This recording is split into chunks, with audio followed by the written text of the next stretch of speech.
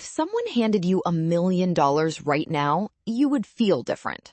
That part is obvious. But the change would not stop at how you feel. It would change how you see other people. It would change your ability to read their emotions.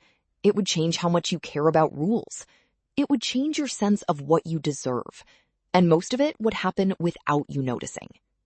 This is not speculation. This is measured, documented, replicated research. Money does not just change your circumstances, it changes your brain. And the changes are not the ones most people expect. Let's start with empathy. Psychologist Dacher Keltner at the University of California, Berkeley, has spent years studying how social class affects interpersonal perception. In one set of experiments, he and his colleague Michael Krauss showed pairs of strangers having a conversation and asked observers to rate each person's engagement. The result was consistent and striking. People from lower socioeconomic backgrounds displayed more empathic behavior, more nodding, more eye contact, more postural mirroring than people from higher socioeconomic backgrounds.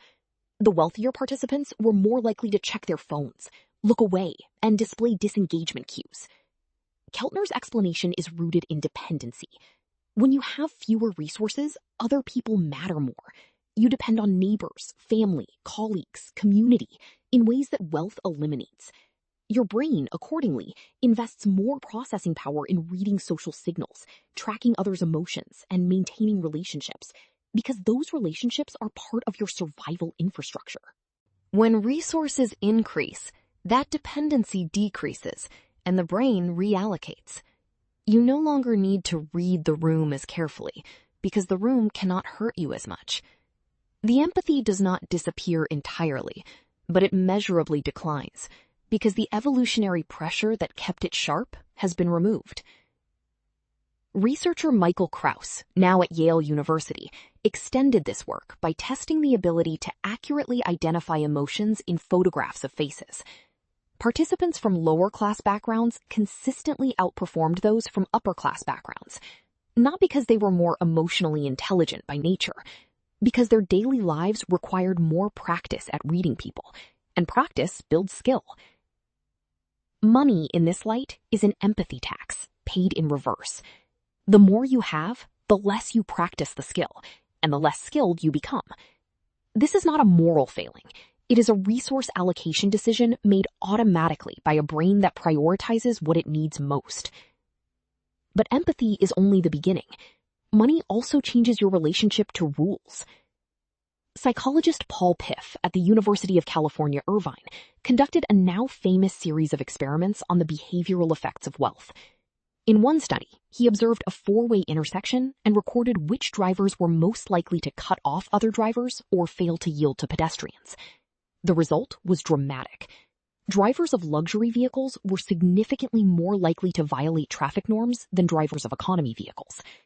In another experiment, Piff had participants play a rigged game of Monopoly, where one player was given twice as much starting money, received double salary for passing go, and rolled 2 dice instead of 1.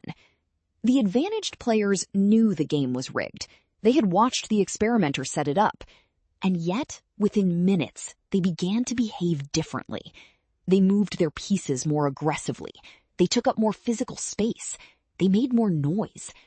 And when bowls of pretzels were placed on the table for both players to share, the advantaged players ate significantly more, often reaching across the table to take from the other player's side.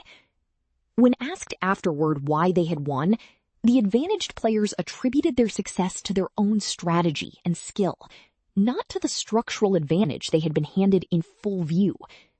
The rigged system had become, in their minds, a fair reflection of their own merit. Piff's conclusion is not that rich people are bad people. It is that the experience of having more, even temporarily, and even when you know the advantage is artificial, activates a self-focused cognitive frame. You begin to see outcomes as products of your own actions rather than products of the system. And when you see the world through that frame, the struggles of others become, by implication, their fault. This connects to a phenomenon social psychologists call the fundamental attribution error, the tendency to attribute other people's behavior to their character, while attributing your own behavior to your circumstances. Money amplifies this error. When your own success feels earned, it is a short step to concluding that others' failure is also earned. The structural advantages that shaped your outcome become invisible to you, not because you are dishonest, but because your brain is telling you a story in which you are the protagonist and the system is neutral. Researcher Kathleen Vohs at the University of Minnesota studied a subtler effect. She found that merely priming people with the concept of money, showing them images of currency, having them unscramble sentences containing money-related words, caused measurable changes in behavior. Primed participants became more self-sufficient, but also more socially distant. They were less likely to ask for help, less likely to offer help, and chose to sit further away from other people. Money, even as an abstract concept, shifts the brain toward independence and away from interdependence. This is not inherently negative. Self-sufficiency is useful. But when the shift is invisible and automatic, it produces a person who genuinely believes they got where they are alone, and who unconsciously extends that belief to everyone else. And there is one more change that may be the most consequential of all. Money changes your sense of what is deserved. Psychologist Shai Davidai at the New School and Thomas Gilovich at Cornell found that people consistently underestimate the role of structural advantages in their own success. When asked to list the factors that contributed to their achievements, participants generated longer lists of personal efforts than external supports. Headwinds, the forces that worked against them, were more salient than tailwinds, the forces that carried them. The advantages were real.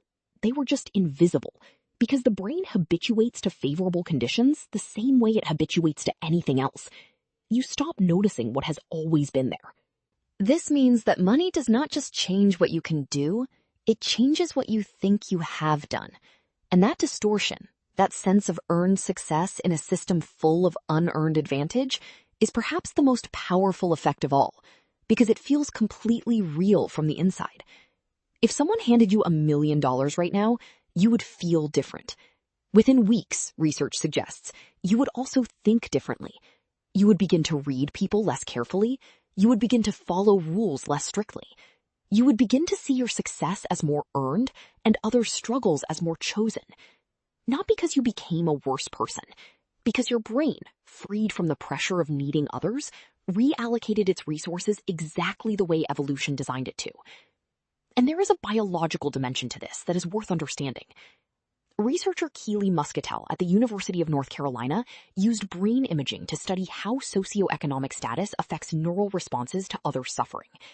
She found that participants from higher socioeconomic backgrounds showed reduced activation in brain regions associated with empathy and mentalizing when viewing images of people in pain or distress. The neural circuitry for compassion was not absent, it was dampened, as if the volume had been turned down. Muscatel's interpretation aligns with Keltner's dependency theory. When your survival does not depend on others, your brain reduces its investment in processing their emotional states. This is not cruelty, it is efficiency. The brain allocates resources where they are most needed, and when money provides security that previously required social bonds, the bonds lose priority. This also explains why wealthy individuals are statistically less generous as a percentage of their income than lower-income individuals. Research by Paul Piff and others has consistently shown that people with less give proportionally more, donate more to charity relative to their earnings, and are more likely to help strangers. The common explanation is that lower-income people understand need because they have experienced it. But the neuroscience suggests something more mechanical. Their brains are simply more practiced at noticing others, because noticing others was, until recently, essential to their own survival.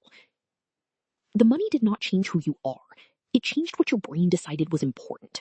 And the person you became under those conditions would feel, from the inside, like the person you always were. That is what money actually does. Not to your wallet, to your brain. And the version of you that would emerge on the other side of sudden wealth would be unrecognizable to the version reading this now, and would be completely unable to see the difference.